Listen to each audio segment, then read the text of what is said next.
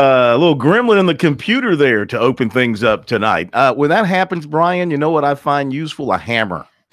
A hammer usually does the trick. I worked so hard on that open. I try to. Why don't you like reboot it or something? Then because the boy worked hard on it, let's don't let his efforts go to waste. I worked so hard on that open. I was like so excited for it because it had everything in there. Well, we got new computers yesterday, and this is what happens when you get new stuff. Funny things happen. Like last night, those of you trying to listen to us on our YouTube feed probably couldn't hear what we were saying for about 3/4 of the show because the feed wasn't right. Now we got it adjusted and working, and it should be fine tonight. These things happen when you get new computers. Brian, want to try it again?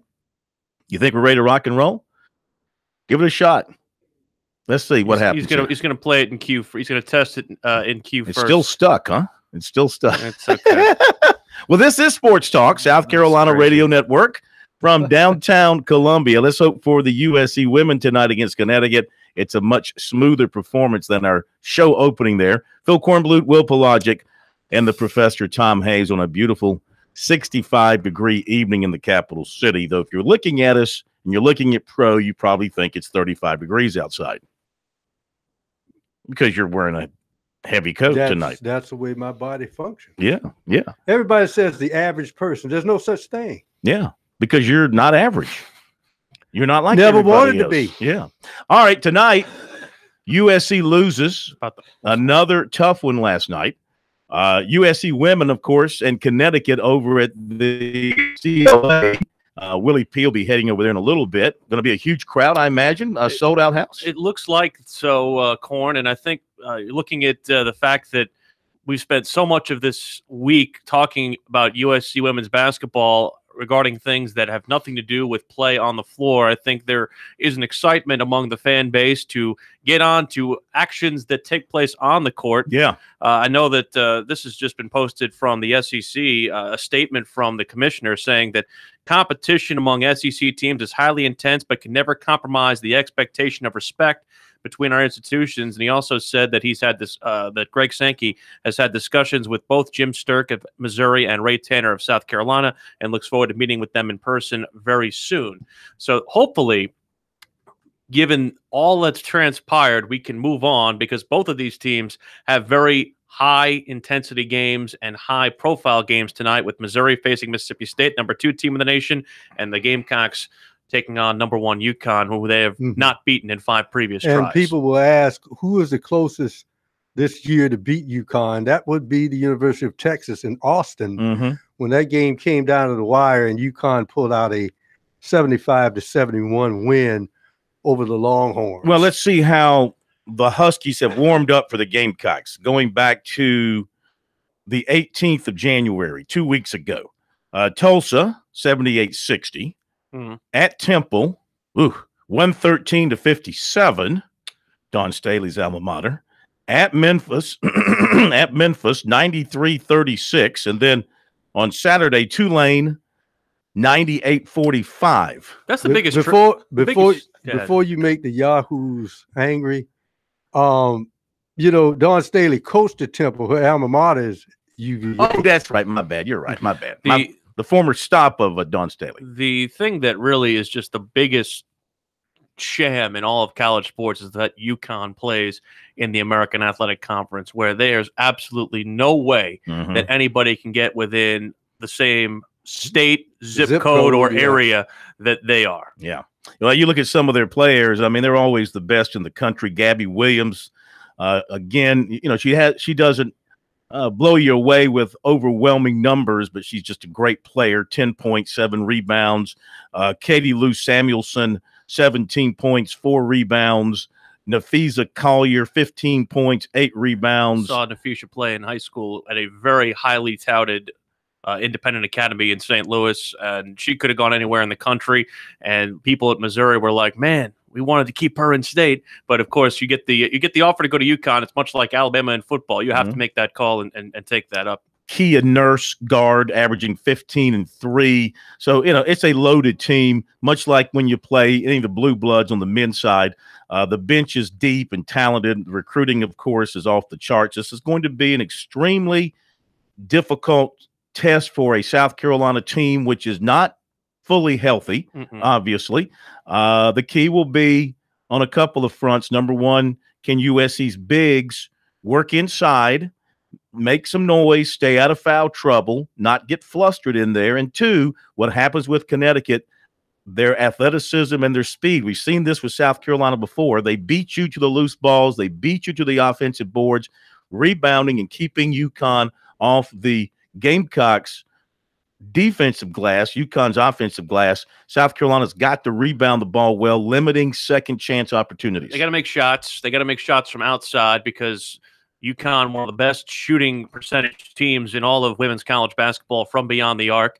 And I think the game plan for Dawn Staley has to be similar to what Clemson did on Tuesday in men's basketball against North Carolina. Lots of driving and dishing, ball reversal, hit the weak side pass, get some cutters going to the hoop. There needs to be opportunities for high percentage shots. Create as many of those as possible to give yourself a chance. Well, the thing is, you got to play your game. I think the one big mistake any athletic team makes against a team that may be on paper superior to them is the fact that they think they have to put an S on their chest and a cape.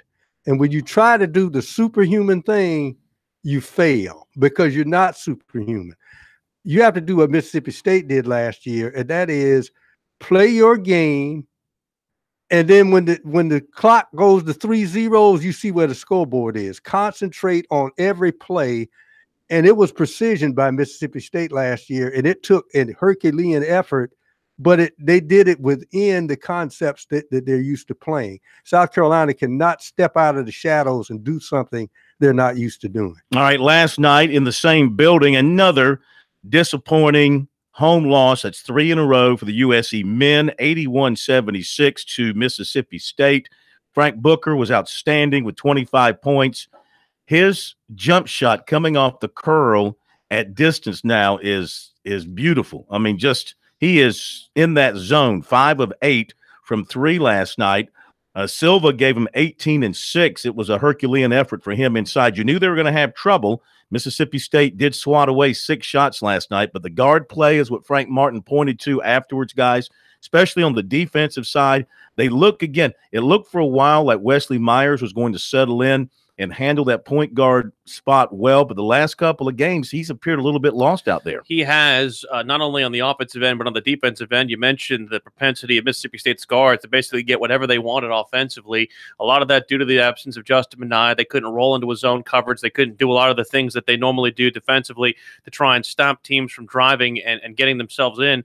But a lot of this also comes down to the fact that there's been one corollary that's been the same in each of these 3 home losses, to Tennessee, the Texas Tech, and now to the Bulldogs of Mississippi State, and that's they don't know how to close. The last 5 minutes of this game, they scored 7 points. Yeah. And this is something that goes back to the Texas Tech game, goes back to the Tennessee game. You can't get easy shots. You can't get yourself inside a rhythm. And the other part of this, too, is that there's too much settling for these contested 3-point shots that while you're getting them late in the shot clock and you're making the defense work, but you're not creating any unique high percentage opportunities, that's a problem. Yeah, Minaya, that was the key to this game because nobody shoots over 50% against South Carolina. Yeah. Not when their defense is playing well. This was what I like to call a spoon-fed victory for Mississippi State. As in South Carolina spoon-fed it to them? As in the 2 Witherspoon boys, Hugh and Nick.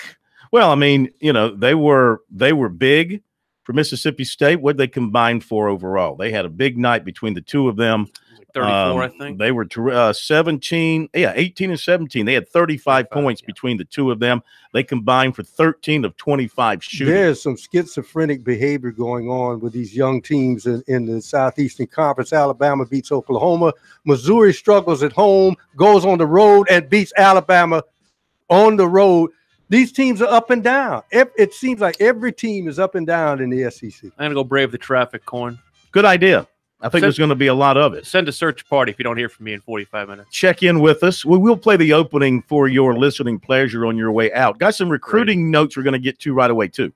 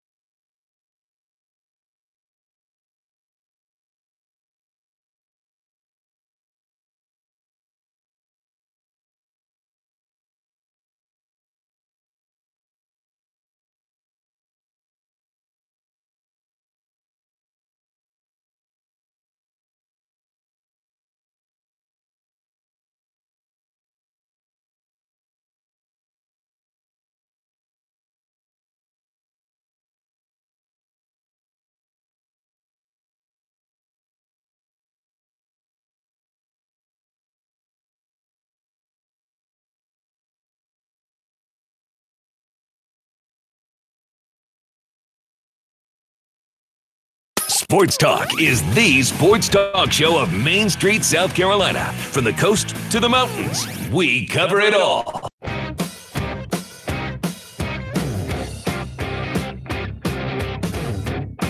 Okay, we're back. Sports Talk, South Carolina Radio Network. If you'd like to join us, 800-956-7266 is the number. Email talkback at sportstalksc.com, on Twitter at SportsTalkSC.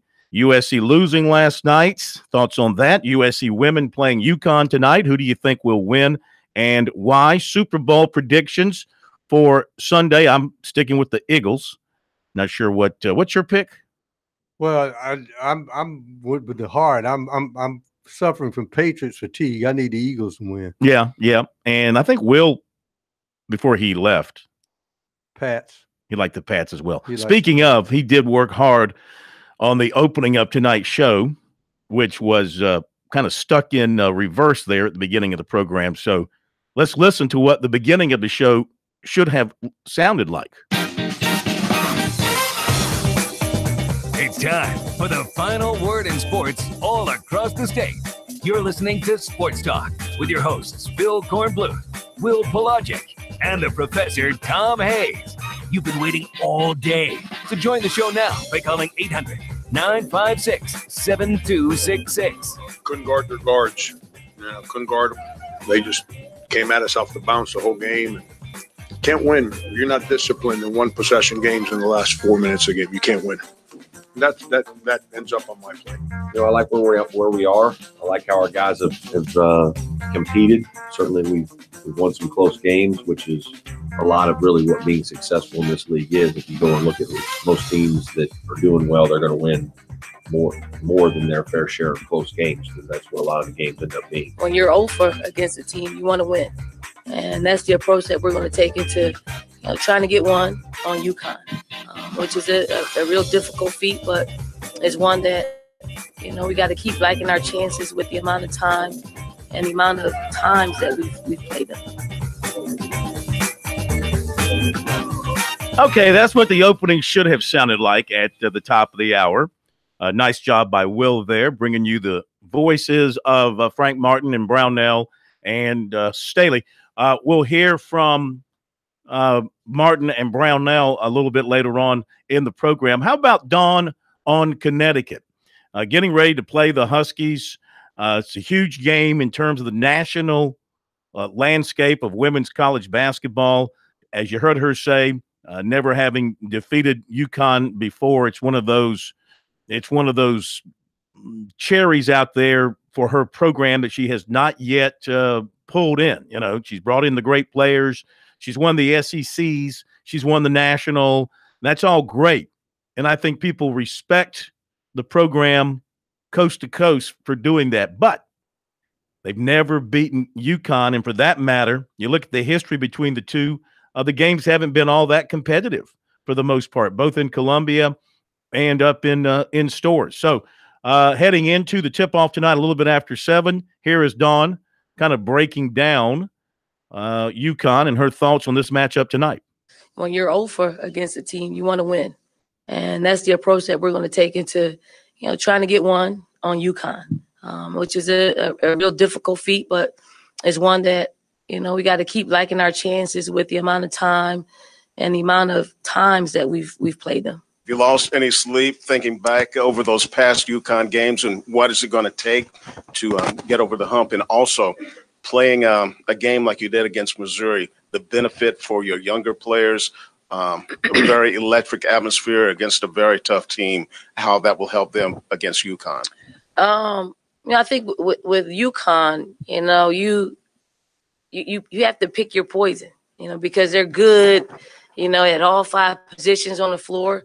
And the poison is 58% free, 58% field goal shooter, or 55.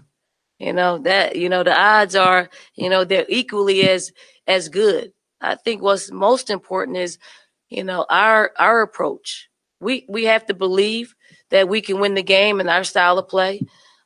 We got a young team. They only know one way of playing, and that's just all out giving effort. And that's the route that we're going to go. I do think we have an advantage in the inside, and we got to utilize that. And we got to, try to feed our post players get them as many touches that they can get. And I just don't think you can beat a UConn team by just twoing them. You gotta hit some outside shots. You gotta hit some threes in order for you to beat them. So those are some concentration areas. And our players playing in the game like Missouri's style of play is somewhat similar to UConn in that they have a lot of ball movement. They move well without the ball. So it was a prelude to playing a team like UConn that, it's a well-oiled machine when it comes from what they do from an offensive standpoint. Don, I know you said before the season this series was going to continue. Have you guys kind of finalized? Is it another home and home coming up the next couple of years? I believe so. I don't think it started up there and ends here. I want to continue it. I think as long as we're, as competitive, I know they like to play a competitive non-conference schedule. And, I think we'll be competitive for a very long time. Okay, Don Staley setting the stage for the Gamecocks and the Huskies tonight. I will say this, even though USC's never beaten UConn, they've gotten closer every game. The first meeting was back in 2007 up in Stores, and the final was UConn 97, USC 39. Mm-hmm. The next year in Columbia, the final was UConn 77, USC 48. So how much of an improvement is that? About do the math. 10 or 15. I wasn't paying attention. It was all so right. 97, 39. That's how much. That's 60. That's 60. That's 58 points in the first meeting. 58. Second meeting, see, 48. But is it fair to compare them? I mean, South Carolina didn't have any. Just hang on. Have any players. Just hang on. Well, I'm just going by history. It's in 48 and 77. Add your 30. 30 would be 78. So that's 29. So they went to a 29-point deficit. So they shaved off a lot of that in the second meeting. Then they didn't meet again until 2015 up there. UConn won by 25, 87-62. 2016, February 8th, 2016, here in Columbia, UConn won by 12. And then last year, February 13th, up there at Stores, UConn won by 11. Mm-hmm. So you figure it should be within a 10-point margin of error here for the Gamecocks in this game if the history continues of getting closer and closer. And, of course, there was some mitigating circumstances. I don't know whether it was Aja Wilson, but one of their top players got banged up, returned into the game. But there was that 10-minute window, I think, when that player was out that UConn stretched out that lead. See, this isn't right, though. ESPN's doing the game, right? I mean, come on. You got Kara Lawson and Rebecca Lobo as part of the broadcast crew. That's two Huskies, right? Kara Lawson went to Tennessee. Oh. She's a Tennessee person. Well, then you got Rebecca Lobo. Lobo is there. Okay. Yeah. Mm-hmm. Well, that kills my theory. Mm-hmm. You sure lost Tennessee? Yes. Okay. Yeah.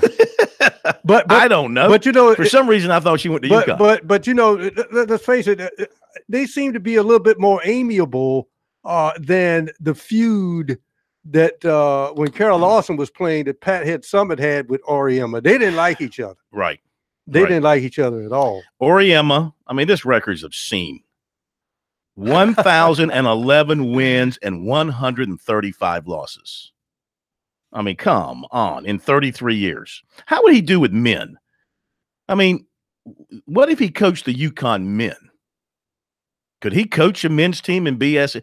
Think about that. 1,011 wins and 135 defeats.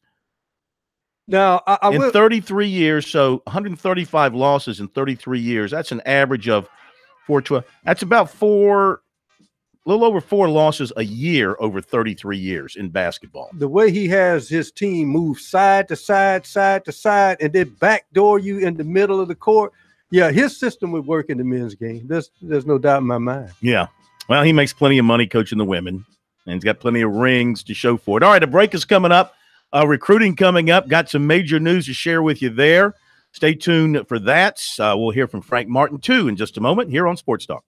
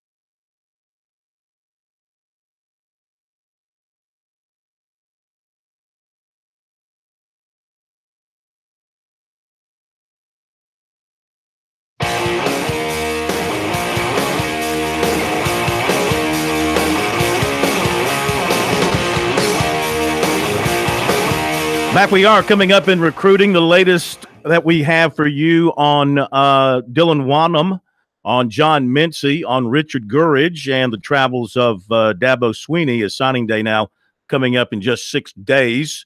Update you on all that. Comments from Frank Martin following last night's loss to Mississippi State. Give and go at the top of the second hour with Jordan Roper and Aaron Lucas. All that coming your way on Sports Talk. Make sure you stay with us. If you lose us over the airwaves tonight, for whatever reason, a lot of things happen, and some stations cut away for one thing or another, but you want to stay with us. Of course, we have our video feed, our YouTube channel, Sports Talk SC on YouTube. Go to our website and click the link. You can watch it on our channel on our website as well. If you don't see the little video box pop up, go up to the browser and click that little red check up there that allows the streaming to occur. I can't explain it. It's IT stuff. Click it and it's called loading unsafe scripts. Click on that and it'll load that box for you. Also on the TuneIn app, our Columbia affiliate is always with us, The Point Radio. You can pick us up there anytime, anywhere that you are traveling. Time now for a visit from Mike Morgan. Morgan on the Move, brought to you by BP Skinner Clothiers. People nationwide get their custom-made suits and accessories from Brent Skinner, the very best in suits, shirts, pants, shoes, and more, available to you online at bpskinnerclothiers.com. And by Founders Federal Credit Union, their mortgage team is more equipped than ever to help you with the mortgage process, whether you're buying or refinancing. Visit foundersfcu.com/mortgage to apply today. Mike is with us. He was in Columbia again last night on the call for ESPN of the USC game. Great seeing you. Enjoyed having lunch with you. Thanks for picking up the check. Can't wait for you to come back. Hey, that phone works two ways, my man. And we do know one thing. If we had a lunch appointment, you would have showed up 45 minutes late. You know, that's probably true. I had one today. I was 15 minutes late. I can't get out of that. Is there a medicine? Yeah. Is there medicine you can take for that? Set your watch up 15 minutes. I don't know, man. Been trying for years. I think it's called, you can get it in pill form now. It's called Be Considerate. Oh. You just take a pill, and therefore you value the other person's time as much as your own, and you're there on time every time. I'll have to consider that. Is that something that requires a prescription? No. You don't even need a script for that. Over the counter. So what's the prescription for the Gamecocks here to salvage this season? Good question. Good segue. Well, first of all, when you say salvage the season, to me, the season is really, in a lot of ways, beyond what I thought it would be if you told me the injuries that they would have, the situation they would have at point guard, the situation with, Felder and Holden not being available. You're down to kind of just a string of guys that don't play that position particularly well, and it just shows up time and time again. Even in some of the victories, they've been able to win some games in spite of less than stellar point guard play. Mississippi State has 2 shot blockers, which most teams do not have in college basketball. So they could really body up Chris Silva and cause him some problems. Not shut him down, but make him work a hell of a lot harder than other teams can. Look, I think this team, and I'm not saying they can't make the NCAA tournament, but it's going to be a tough road to hoe. We highlighted the rest of their schedule and who's on it and what their RPIs are. It's a good news, bad news. The good news is you can build up your resume real quick when you're playing Auburn twice, Tennessee once, and Florida once. The bad news is you could go into a quick tailspin. To me, this is an NIT team, and to me, that would be a good coaching job to get them into the NIT. So I wouldn't call the season a failure by any stretch. I just think it's a team that's limited right now, and Frank's trying to do the best he can with what he has. And of course, Mania being out really hurt their defense as far as that's concerned. But Mike, looking at the league, and of course, we still think it's really top to bottom one of the strongest leagues. But this league is getting schizophrenic. I mean, Alabama beats Oklahoma, and then a Missouri team that's struggling at home goes on the road and beats Alabama. Then you have Kentucky that should have lost to Vandy, which is in the depths of the conference. Is this cannibalization going to hurt how many bids they get? I would have said yes had it not been for what happened just a week ago. That SEC Big 12 challenge was huge because, again, from January through mid-March, every conference out there is pretty much playing their own teams. So you really have no chance to add to your RPI or subtract to your RPI or BPI or whatever your metric of choice is. The outside world doesn't know how to judge wins and losses within the conference. But what they do know is when two Power 5 conferences go head to head in late January, when everybody's pretty much playing their peak basketball, that speaks volumes. And by the SEC going in there and taking 6 out of 10 matchups without Auburn, without Missouri even playing, that now to me solidifies that this is the deepest league in college basketball. And I think no matter what happens the rest of the way, I'd be shocked if we didn't see a record amount of bids, which would be at least 7. Visiting with Mike Morgan. Morgan on the move here on Sports Talk. Let's talk about Clemson. Shot the lights out from 3 the other night against North Carolina. Brad Brownell seemed perfectly happy with that. He said afterwards, you know what, if we're knocking down threes and guys are shooting it up there and they're going in, I'm fine with that. Doesn't mean you got to work it into the post every time. And that was a terrific win, his first ever over North Carolina. Tigers continue to position themselves extremely well for the postseason. Is this team built for a deep run? You know, I watched that game in its entirety. And I didn't know if I was watching Brad Brownell at Clemson or Paul Westhead at Loyola Marymount. I mean, I've never seen Clemson play like that, certainly not under Coach Brownell. But, you know, you lose Grantham and they might be a little bit more perimeter oriented now. Look, if you're not hitting them, I think that the strategy changes and you're not just jacking up 33s or whatever the total amount was. But they were insanely hot. I thought they would cool off significantly in the second half. They did a little, but not enough to stop shooting them. Can they make a deep run? I think anybody that plays outstanding defense and can score in the half court is built for an NCAA tournament run. You don't have to be the most talented to do that. I think the case in point, Frank Martin last year at South Carolina. If you look at Frank Martin's teams going back to Kansas State, he has a tremendous NCAA tournament record because that's the way his teams play. Brad Brownell is a different version of that, but very similar. You know, they're not a run and gun team. They defend you and they can score in the half point, and they do not rely typically on 3-point shooting. So they're going to be in the big dance. I don't think there's much doubt about that. Can they make a deep run? I feel a lot better about that before the injury to Grantham, but they certainly could win a couple of games the way they're playing right now. All right, got about a minute left. Have you, and I know you're not the oldest guy in the world, though you're getting up there, but you ever seen a team in the modern era here play defense like Virginia is playing right now, the way they're just shutting down teams? You know, I've had a few of Coach Bennett's games. They call it the pack line defense, and it doesn't sound that overly complicated, that strategy. You know, basically they defend that they don't let you get threes, and they like you to shoot a lot of deep 2s, which is smart strategy. You think everybody would employ that, but nobody does it better. And to answer your question, no, I don't think we've seen anything like that in today's day and age. Remember, the rules have favored the offense significantly the last few years of freedom of movement, and yet their defenses now are even better. So in the last 20 years, I don't think there's been a program at that level that has defended as well as they have, particularly in the half court, not relying on a bunch of full court pressure a la, 1980s Georgetown under John Thompson. You give the USC women a decent chance tonight to finally beat UConn? You're a little bit out of my comfort zone. I'm not going to pretend to know what UConn has other than they're really good as always, and it's pretty hard to bet against Gino. But at some point, you have to think Dawn Staley and company is going to take one from them. Let's see if it's tonight here in Columbia. That would be huge. Thank you, Mikey. Have a great weekend. Talk to you next week. Look forward to it. Take Mike care. Morgan on the move here on Sports Talk. We will come back with the recruiting report for tonight. Frank Martin coming up as well. Much more to come here on Sports Talk.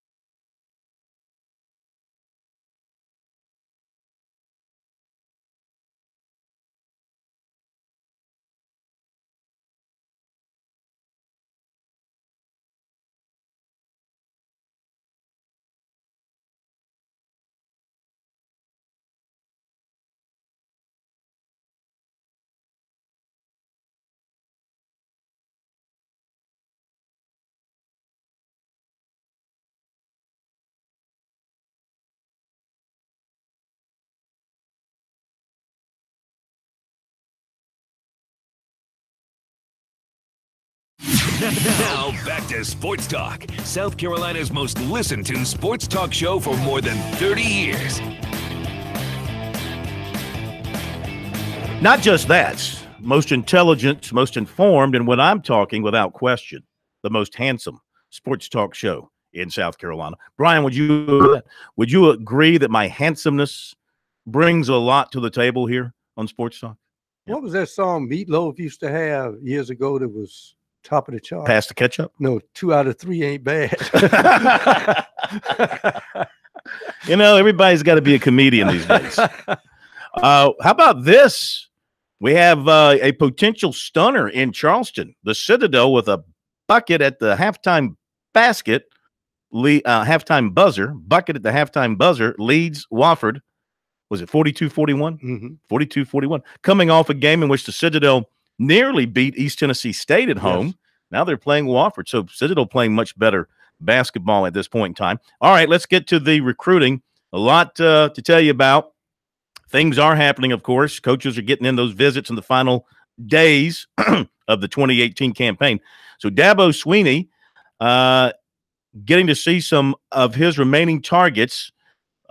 Wednesday morning, of course, he met with defensive back Trayvon Flowers of Tucker, Georgia, before Flowers came in for his official. Flowers deciding between Clemson, Tennessee, and Kentucky. Wednesday night, Swinney was in Phoenix City, Alabama, for his sit-down with receiver Justin Ross, who's down to the Tigers, Alabama, and Auburn. He will announce on Wednesday around 10 a.m. on ESPN2. Today, Swinney was in to see defensive back Patrick Surtain of Plantation, Florida. He took his official visit to Clemson last weekend, and he'll visit Miami this weekend. He has also been to Ohio State, LSU, and Alabama. Tonight, Swinney is to have his in-home visit with offensive lineman Richard Gurridge of Tampa. He's down to Clemson, Florida, and Auburn, and will take an official to Auburn this weekend, according to his coach, Bob Dare, who said that it will be one of those three. He's looking for the right fit with the coaching staff.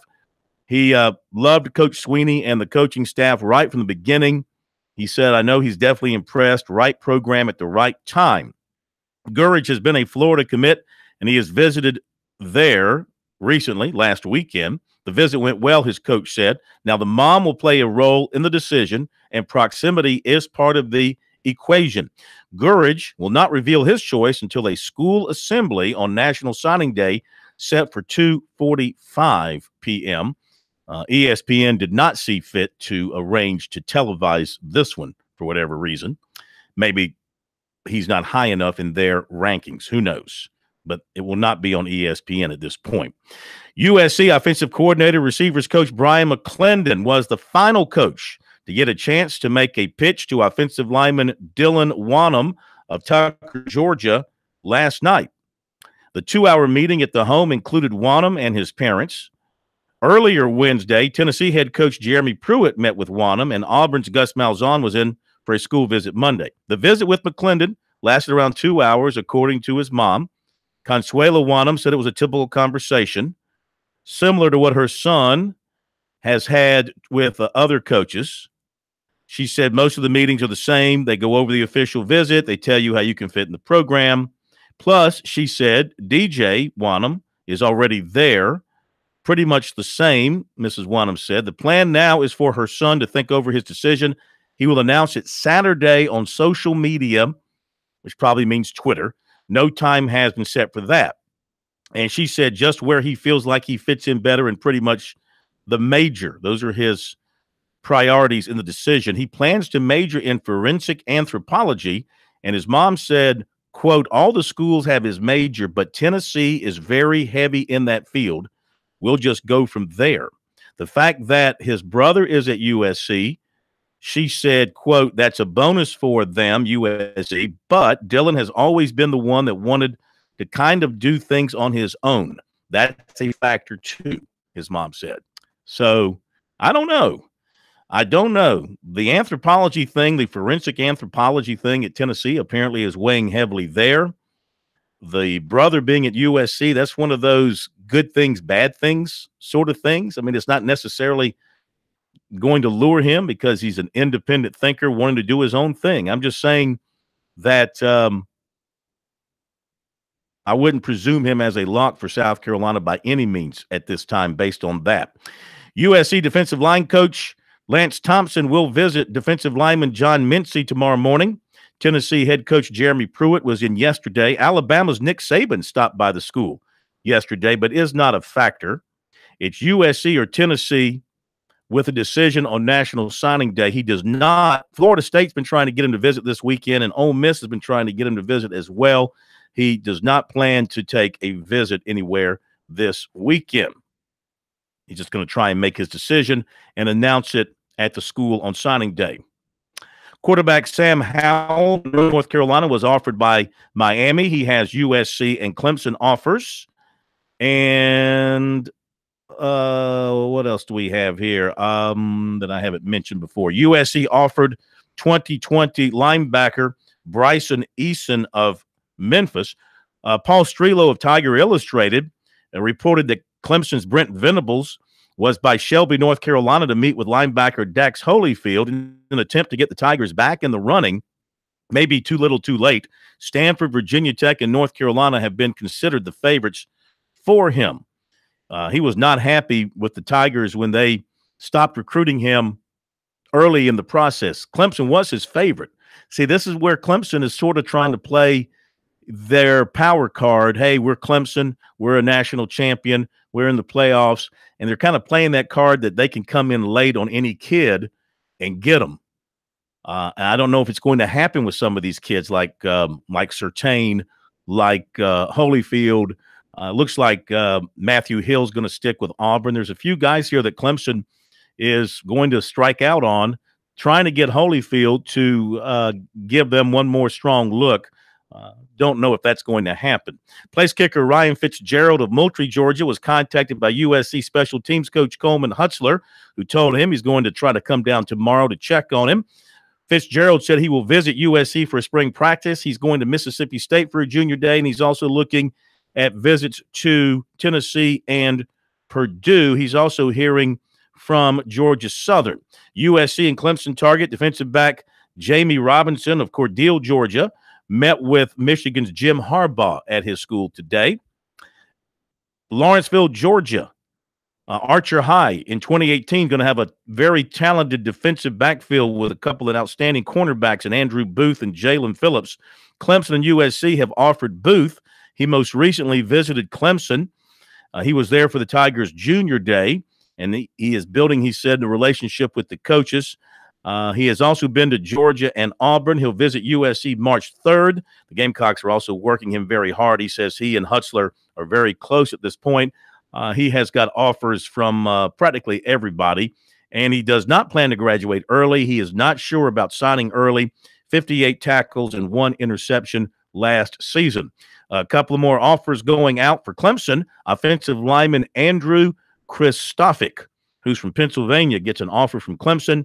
USC offered lineman Melvin McBride. It's his first offer. He's out of Memphis, Tennessee. Gamecocks also offered 2020 wide receiver Michael Wyman out of North Carolina, out of Greensboro. So there you go with recruiting for now here on Sport. Wake up, Pro. No. I saw you dozing over there. That's the ultimate sign of lack of respect. That's the lack of being secure, because I was not dozing off. I was listening to you. And what I gleaned from this is the same as when a university tries to name a coach. Now, if a school comes in late and they're a power like Clemson, yes, you're going to pull some guys. Some guys will think, well, wait a minute. You on me late. That means I wasn't your first choice. Sure. Just like like you naming a coach. Yeah. For South Carolina, I know maybe Mrs. Wadham walks out of the room when her son is thinking, because her idea and her husband is, look, we got 2 sons whose college education is paid for, but we'd love to make one trip and see both of them. Yeah, but you know what? That's not necessarily what they're thinking. We asked her that on Sunday when we saw them at the end of their visit, and they didn't indicate that having them split up would be a big problem for them. They're going to let this kid make the decision on his own without trying to influence him. Okay, top of the hour. We'll be back.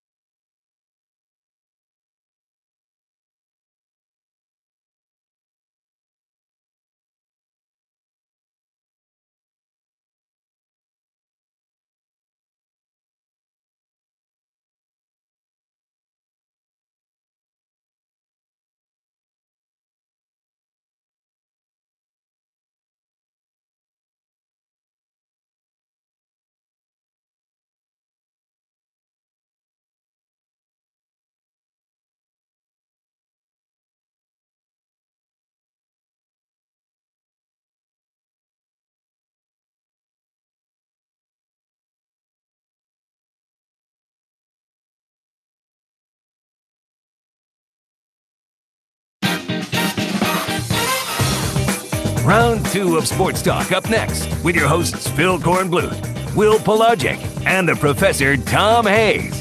Don't leave us hanging. Join the show, 800-956-7266. Okay, we're back in this Sports Talk, South Carolina Radio Network. Update a couple of quick things. UConn out early on USC. It's been a good game early on, 7-4. Wofford and Citadel, 44-all, early second half. I failed to mention in recruiting another important item. For some reason, I just skipped over it. But USC lost a commitment today.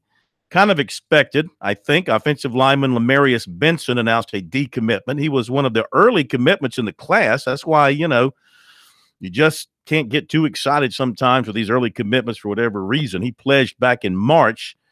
But according to Benson, Gamecock coach Will Muschamp, offensive line coach Eric Wolford told him during his official visit earlier, well, I guess it was last month, he needed to be in better shape. He was at 315 pounds, and they wanted him under that if they were going to take him. Benson took an official to Central Florida last weekend. Now, he's the second Gamecock commitment who did not sign in December to drop out of the class. The first was defensive back Marlon Character, who was passed on because he didn't graduate from the JC in December. There are 2 other early commitments the Gamecocks did not sign in December. Defensive back Bryce Thompson of Dutch Fork is expected to sign Wednesday. Receiver Ronnie Jameson of Highland Junior College, Kansas, is questionable for signing with the Gamecocks at this point. So another spot could open up there. And from the standpoint of the numbers for the Gamecocks in this recruiting class, after this decommitment, I wanted to take a quick look. As soon as I can put my hands on it here, give me just a second to take a quick look at it and tell you where they stand in the class after we take Mr. Benson off the chart here.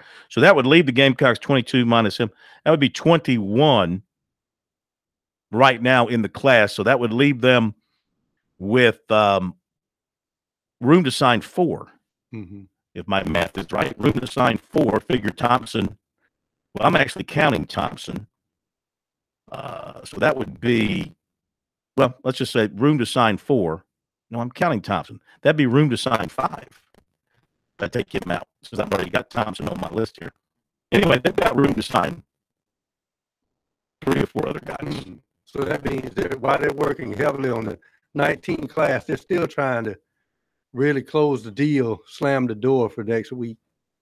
Yeah, I would say so. So I've got 21 in here, and that includes Thompson, and that includes Jameson.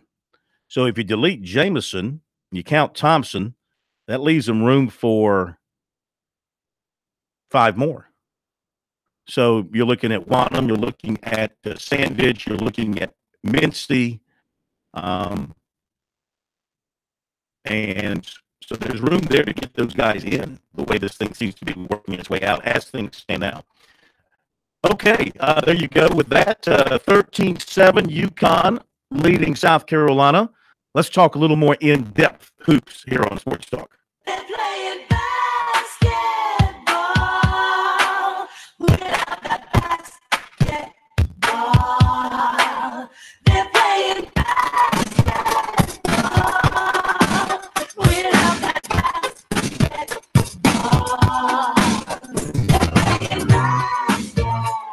And that they did up at Little John Coliseum. It's time for Give and Go here on Sports Talk. We got the give part, and that's Jordan Roper, the former Tiger standout. We are trying to catch up with Aaron Lucas, former Gamecock standout. Hopefully we'll wrap him here in just a little bit. But up at Clemson on Tuesday night, it was a big night for the Tigers, Jordan. You were there to take it all in. Even you, a standout three-point shooter in the day, had to be impressed with what the Tigers did.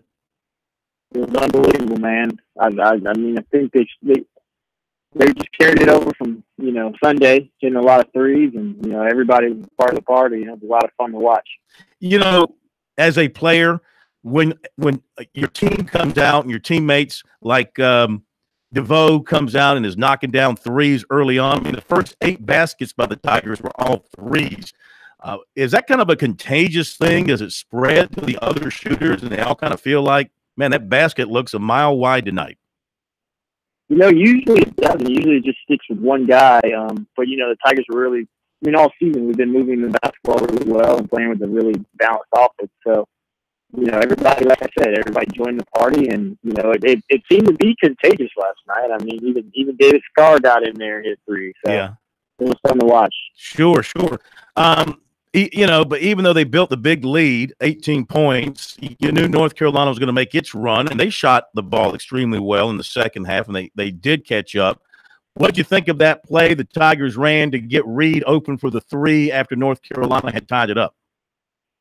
I mean, Marquise Reed, he's been our consistent scorer all year. I mean, even when he was at Clemson while I was there, I mean, he's just a guy that can, you know, create his own shot, and he takes and makes tough shots.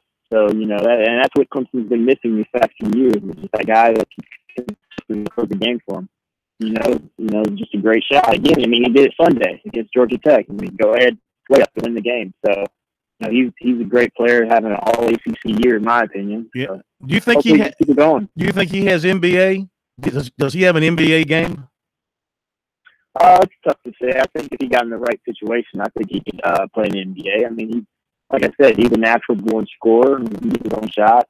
And, you know, he has athleticism to play at that level. A lot of NBAs, you know, getting in the right situation, getting a chance to play. You know, I thought some of the threes also was indicative of what you can do when you get the ball inside and kick it back out for shooters. But Elijah Thomas, obviously people talk about his free throw shooting, but I swear I saw just tremendous energy the other night. And I know North Carolina can't get the adrenaline flowing, but I was impressed with his activity on the offensive end. But his 6 block shots really had North Carolina sort of, I would say, kind of reticent to go inside at times against Clemson the other night. Yeah, well, North Carolina doesn't have the front court that they usually have, but I mean, still one of the, you know, best rebounding teams in the league. Elijah Thomas all year. I mean, he's been a rim protector for us, and, you know, it really showed last night with, you know, 6 blocks again. You know, it's a talented guy down low, and he's still got a lot of time at Clemson. You know, he's an integral part to the team.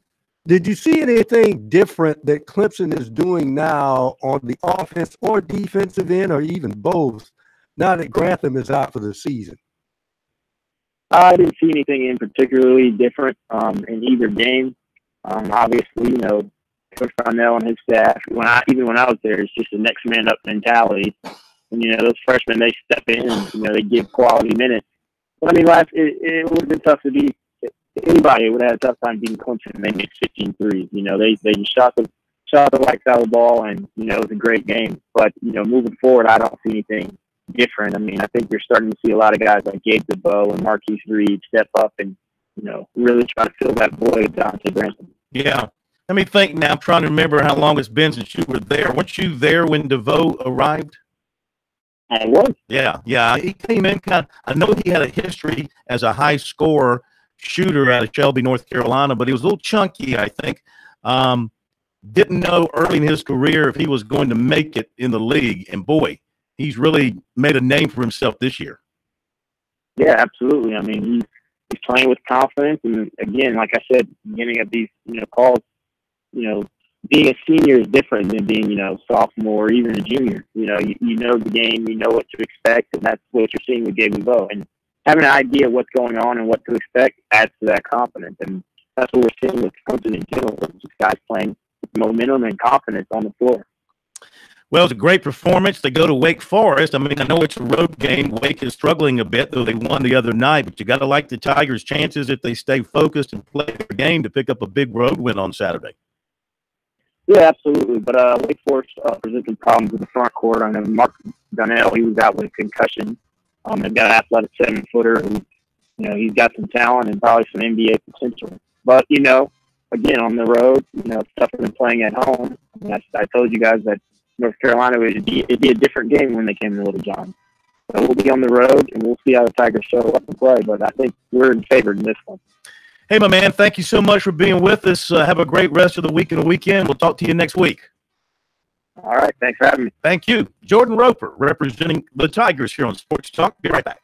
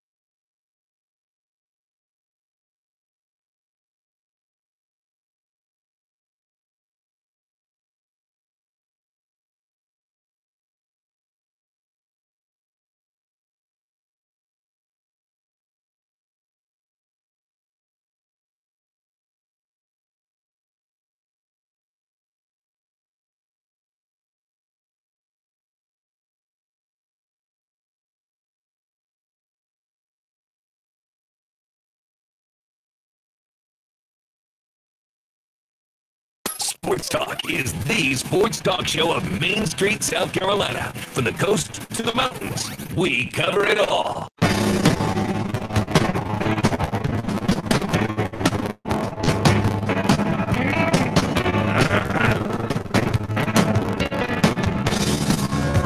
All right, getting late in the first quarter over at the Colonial Life Arena, UConn, except for the opening basket by USC, has led the entire way. Huskies up 24-16. What are you seeing, Pro? Don Staley decided to pick up poison as the three. Unfortunately, UConn has hit about 5 of them in this game, and that's what got them to this 8-point push. But South Carolina still working the ball inside Asia Wilson, who, is the most dominant player inside, and she showed that so far. Yeah. Let's take a look at the numbers. UConn's at 47%, USC's at 44%, and UConn 4 of 7 from 3. USC is 0 for 1.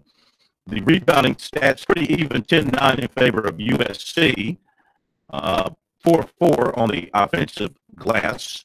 Leading the way for the Gamecocks, Wilson's got 8 points and 6 rebounds. And Nurse, Goodnight Nurse,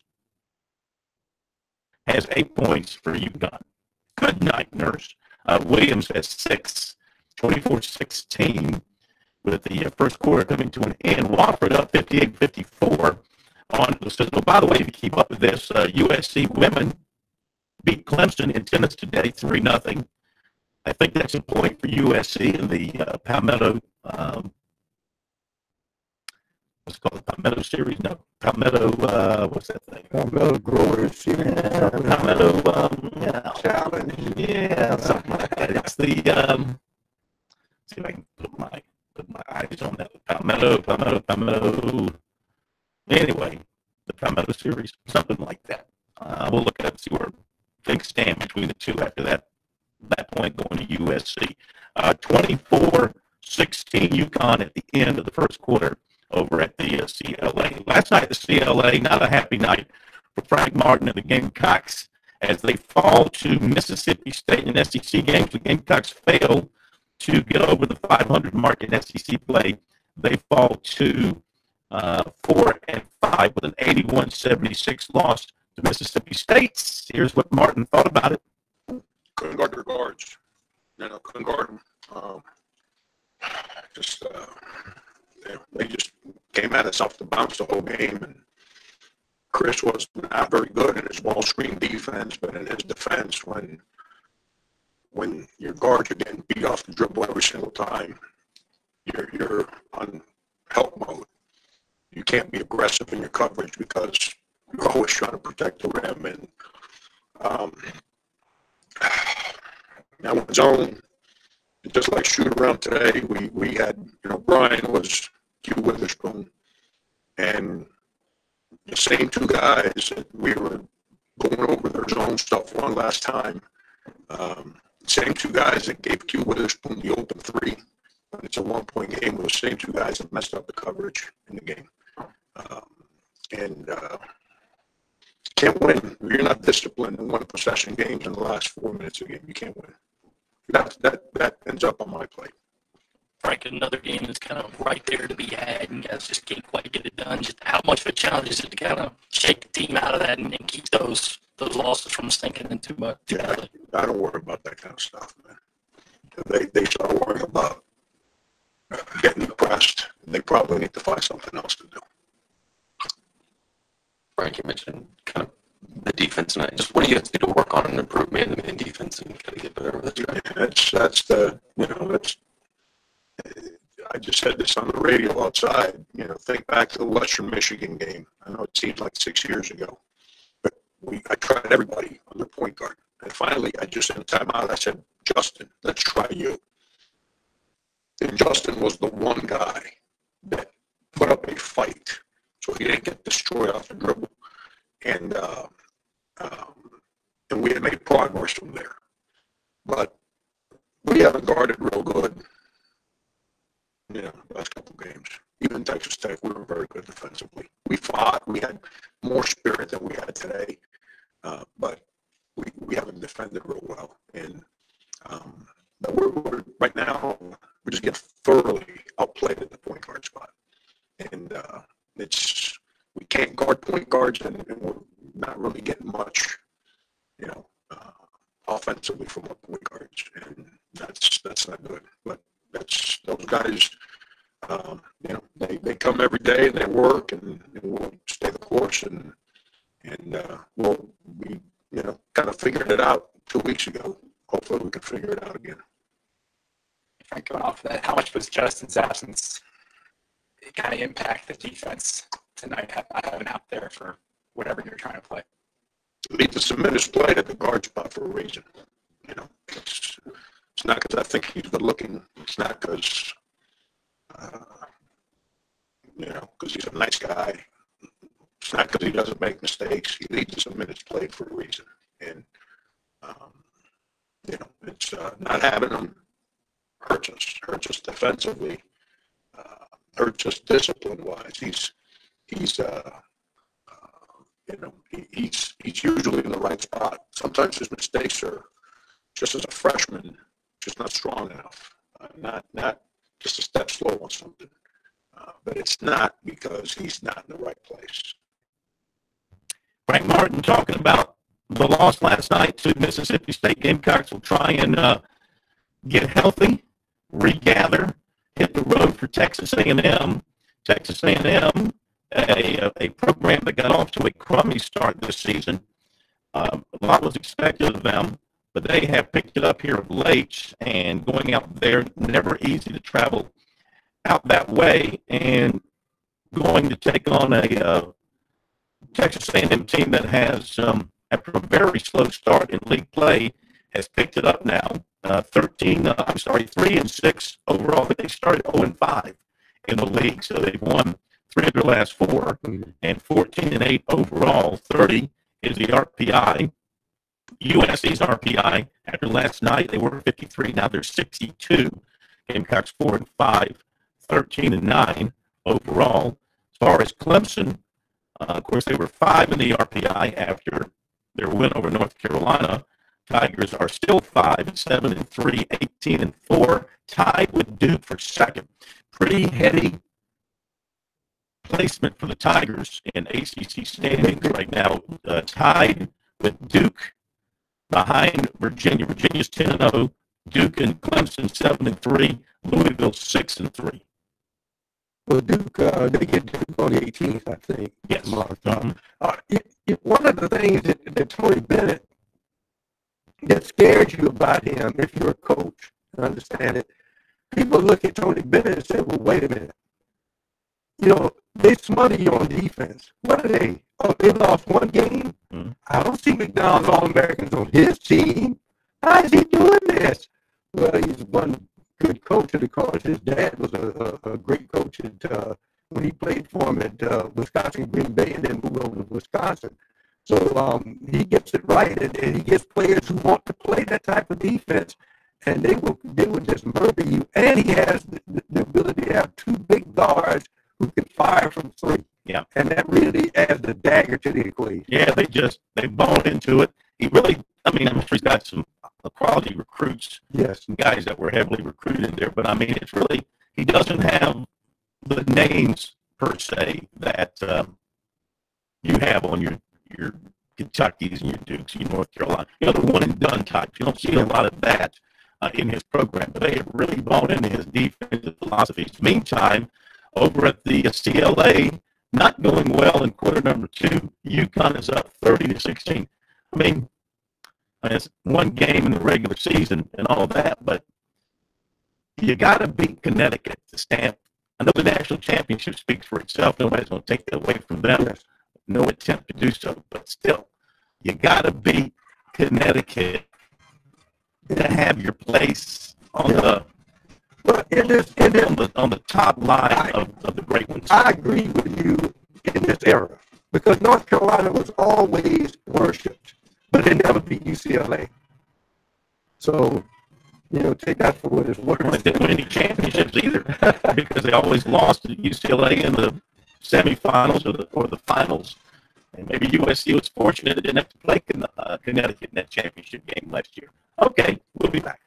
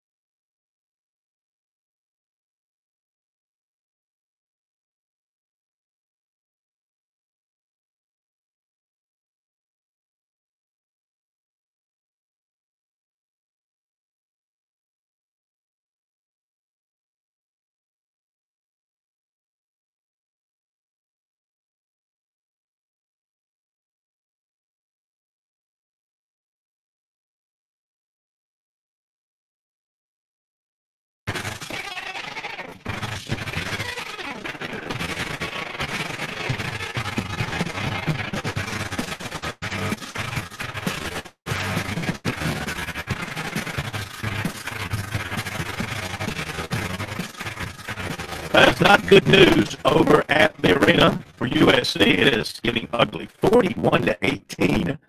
UConn all over USC. 4:07 to go in the first half. And already UConn with 2 in double figures. Samuelson with 11. Williams with 10. Wilson has 8 for USC and 7 rebounds. Once again, terrific shooting for UConn. They've already taken 12 more shots than USC.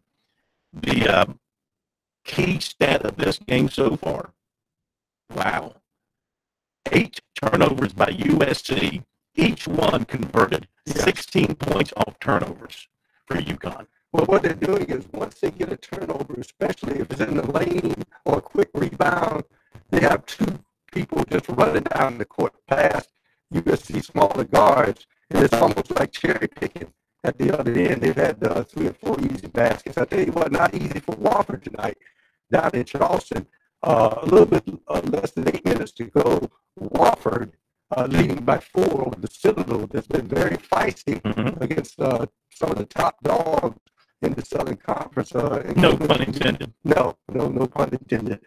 And of course, other action we got in the Big South tonight. And let's take a look at that. The Presbyterian is in action, taking on Longwood, and they're down 23-15 early in that contest. And it's a struggle for Winthrop right now at Liberty with about 8 minutes to go in the first half. Liberty leading Winthrop up in Lynchburg, Virginia, 27-15. All right, so it is called the Palmetto Series. I knew that. I was trying to create it into something else. Certified grown Palmetto Series. Well, they just call it the Palmetto Series. Yeah. So I bring this up because they had a competition today in South Carolina in women's tennis. This is the second time these teams have played in women's tennis. So USC won the other day 4-1, and USC won today as well 3-0. So to add this thing up, let's see. 1-1. Got to do this on the air. It's 2-1 USC. It's 2-2, 3-2, 4-2, 5-2, 5-3, 5-4, and then 6-4. So USC would be leading 7-4 at this point. 7-4 USC. Next up will be the 3 baseball games in early March, and then they'll have a men's tennis in April. There could be other matches or events added. The food drive went to South Carolina, so actually that would make it 8-4. Did I say 7-4 a minute ago? Yeah, the food drive would make it 8-4. They count the food drive? They count the food drive and then the academic point in June. They count the blood too, right? They do not count the blood. They don't count the blood. The food drive, where USC had 96,974 meals, Clemson 55,931.5 meals. Half a meal. So Gamecocks love to eat, apparently. By the way, you mentioned tennis. I checked the calendar. Is it still winter? I mean, supposed to be playing tennis this time? Well, they can play indoors, I guess, if necessary. But today was beautiful in Columbia, 65 degrees. And USC got a 3-0 win over Clemson in that. Clemson basketball, Tigers. You heard from Jordan Roper. Tigers coming off that win over North Carolina on Tuesday. They finally get to catch their breath. They have, I don't know if they have played more games with only a one-day turnaround than anybody else in the league. I'd have to look at all the schedules, but it just seems like Clemson is at a plethora of games where they've played on one day's rest. They're not doing Clemson any favors. No. None. No, but they get some rest now before they go to Wake Forest on Saturday afternoon. Got to get some guys healthy. Of course, Mark Donald being one of them, trying to get him out of concussion protocol. Hopefully, for his sake and the team's sake, he'll be able to go on Saturday against the Deacons. You heard Jordan, talk about Wake. They're coming off a nice win over Florida State and having a very good big man inside. And, of course, going on the road, always a difficult assignment. Here is Brad Brownell earlier today giving us a preview. Coming off a good win, but now it's on the Wake Forest. Team had a great win last night against Florida State, but they played very well. Great guard play. Brian Crawford, Keyshawn Woods are really talented guys. And Terrell Moore inside is a real problem. biggest guy that you will see averaging a double-double, really playing well in terms of protecting the rim defensively as you would expect, and they funnel all the ball screens and penetration to him. So I think they do a good job of that.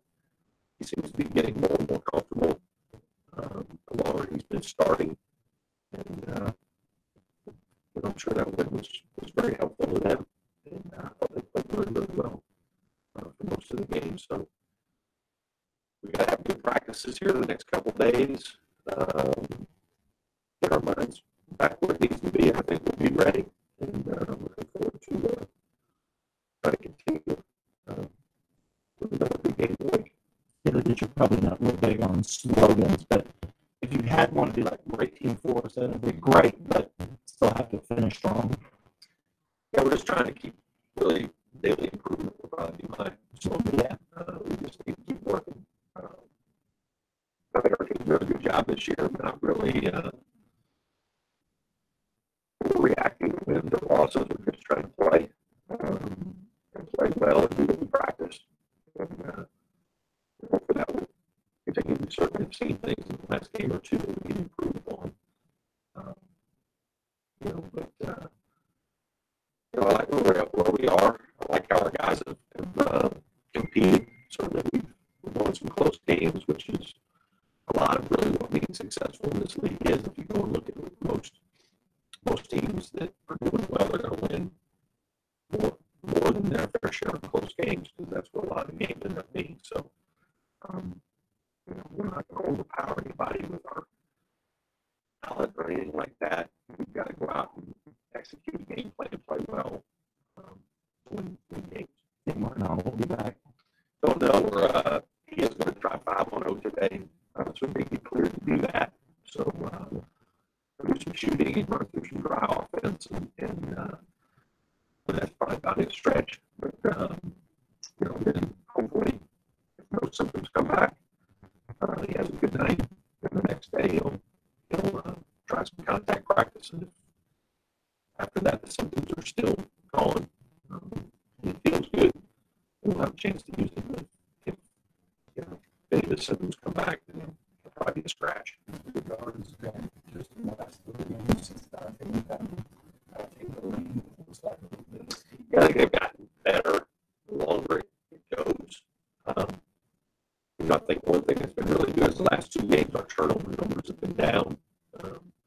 Their assist numbers have been really high.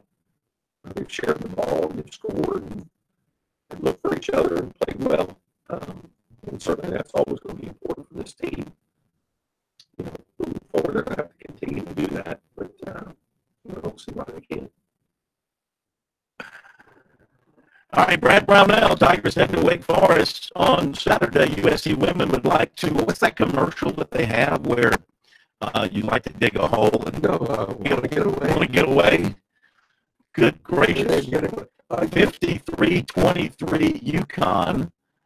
And there's 54 seconds to go in the half. We'll hear from Willie over at the arena at halftime. 53-23 UConn 10-0 run, 6 of 6 from the field. That's the 6 shots, shooting 53%. USC's 36%.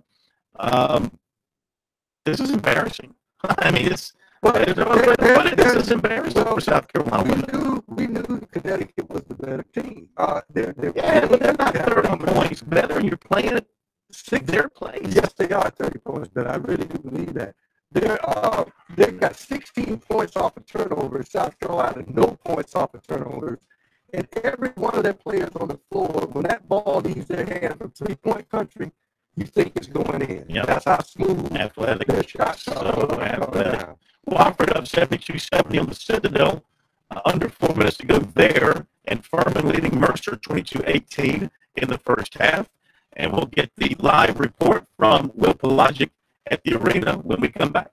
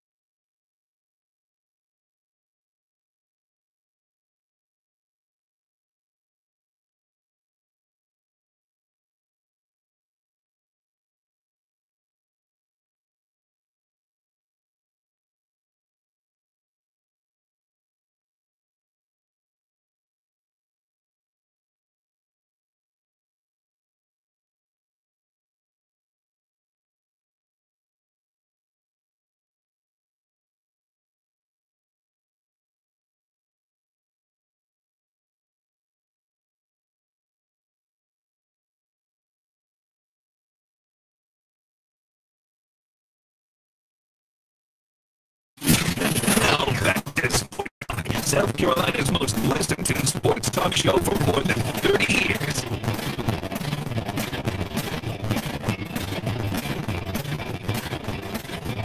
A report from the Colonial Life Arena in just a moment. Be sure to check out foundersfcu.com and learn how they can assist you in all of your financial needs. Let's go to Will Pelagic over at the Colonial Life Arena. And boy, it was ugly to say the least, or beautiful to say the least, depending on which side of the sideline you were sitting on. Did not expect this, the Will. 53-24 Huskies at intermission.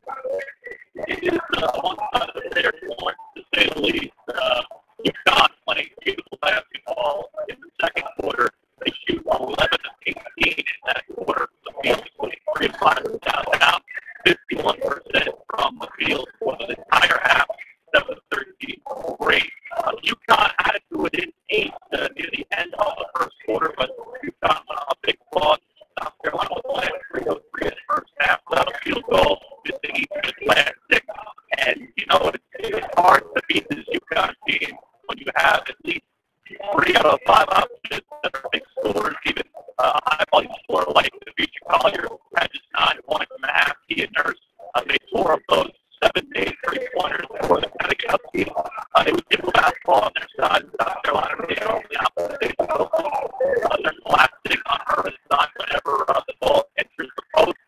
Makes things very one-dimensional right now for the Gamecocks. It's been tough to get by for them, and we'll see how they adjust going into the second half. But it seems to realize that they probably have created too big of a hole for themselves. And, of course, mentally, it seemed early on when UConn was bombing those threes that uncharacteristically South Carolina was missing layups that they normally would make at point-blank range.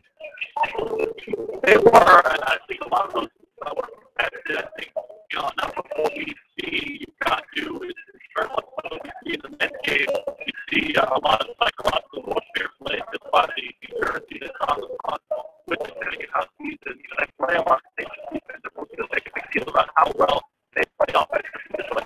They're a physical defensive team, similar to what South Carolina saw on against Missouri, but this is all about from that perspective. You wonder whether Bianca Moore, Dave Cooper, some of the other potential players that could have been on this team in South Carolina, whether that would help them. I'm not sure, by the way, that if UConn is playing, that would have made much of a matter because UConn is getting shots to score at pace. South Carolina is still struggling to score. Yeah, you can really see the athleticism, as we talked about in the pregame, the athleticism from position to position for UConn. They run their offense so well. Every player can put it on the court and drive to the basket. If you slack off, they're going to step back and hit the three. I mean, that's why they're the greatest team in the history of women's college basketball, greatest program. Not just team, I guess, greatest program. And they're just spanking South Carolina right now. I think this is a bit embarrassing for Dawn Staley and her team. I mean, if you want to be, of course, you have the national championship. Everybody will say, well, you didn't have to beat UConn to get it. You had to play Mississippi State. Not taking anything away from that, but I mean, this is one of those mountains they still have yet to be able to conquer under Dawn Staley or anybody for that matter.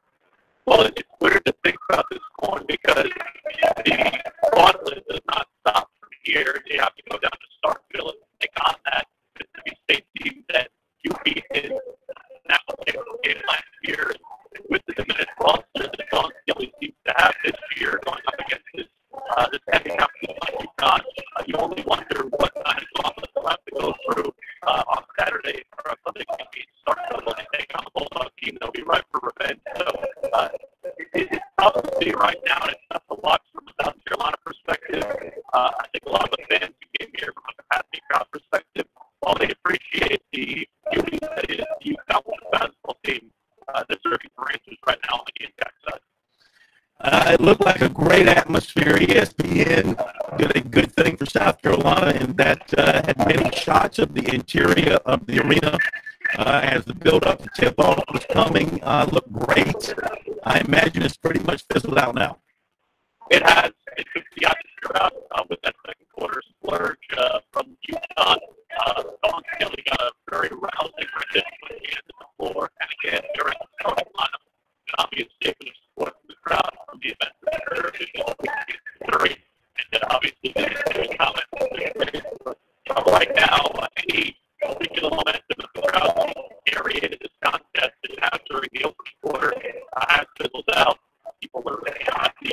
They're stand right now trying to get themselves ready for the second half. I wonder whether or not South Carolina can make a run in the third quarter and possibly take this goal, because if they start to make a run and start to get into the lead, you're able to make things happen. But it needs to happen on the defensive end for South Carolina, because they're really out there for UConn. They're getting way too many buckets, not only inside, but also on the outside. Okay, thank you, Will. Enjoy the second half here on CBS. Thanks, guys. And of course, even with the great team that UConn has, they learned a lesson a few weeks ago when they let Texas stay in the game, and then when the atmosphere got and the crowd got into it, that's why they struggled in a 4-point game, and they were willing right now to say, look, let's take this crowd out of this game in the first half, so we don't run into that same problem, and that's exactly what UConn has done. Yeah, well, everybody got my my reference there to the old CBS halftime thing. But some people enjoy the second half here on CBS. How about this? Upset alert in Charleston. Wait just a minute. Just hit a three. Right. I took my eye off. Citadel had a layup to go up 4. Wofford comes down, hits a 3, 8.8 to play. Bulldogs up 78-77. Let's see. I saw some email in here. Let me mention a couple of things here that we have in the email box. This is from Jim. Come on, Phil, where is all the outrage for USC dropping a kid since when? It's 315 pounds for D1. Offensive line too big, particularly before he gets into a college weight diet program. Well, first of all, being outraged about scholarships being snatched is, fruitless. We've made that point before. In this particular case, the young man has not stated that his scholarly was taken away. He's not stated that. He just said on his official visit they wanted him to get down. Now, they do want, with today's RPOs in offense, they want sleeker, faster offensive linemen. In this area, in the SEC, the ACC, the days of the behemoth 350-pound offensive linemen who can't run, those days are pretty much gone with most teams. They need linemen who can pull, who can zone block, who can slide and have some speed and quickness, not necessarily all that heavy bulk weight. Now, yes, I agree with you. Did they give up on this kid for that reason too soon? Were there other factors involved here? I don't know, okay? But this happens all the time, as you well know. If they gave a kid a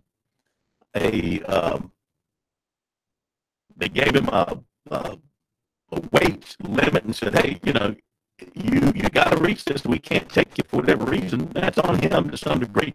They did this with Marlon Character. When they had him committed, they said, you got to graduate in December so you can come in and go through spring practice, and we can't take you. So they understand this too now. Some of the responsibility, I would say, has to go back on the player as well. If it's laid out in front of you, and apparently in both of these cases, it was laid out in front of those players.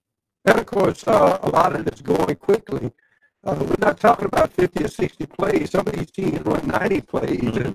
And Muschamp is right. I never thought of this before. I heard him make that statement, I think, last year. Little guys, they get tired. They got a second win. When a big guy gets burnt, game over. I think you're right. And same thing on the defensive line, too. To counter these faster offenses, these spread offenses, they're getting their linemen thinner and faster and quicker to try to counter that. Wichita State leading Temple 48-40 at the break. Citadel up 78-77. Second half, 7 seconds to go. Charleston over Northeastern at the half, 31-29. And at halftime, Liberty 37, Winthrop 26. Presbyterian down 1 point. It's under 128-27 at Presbyterian over Longwood. All right, that'll do it. Thank you, Brian. Thank you, Pro. Have a great night, everybody. We'll see you tomorrow here on Sports Talk.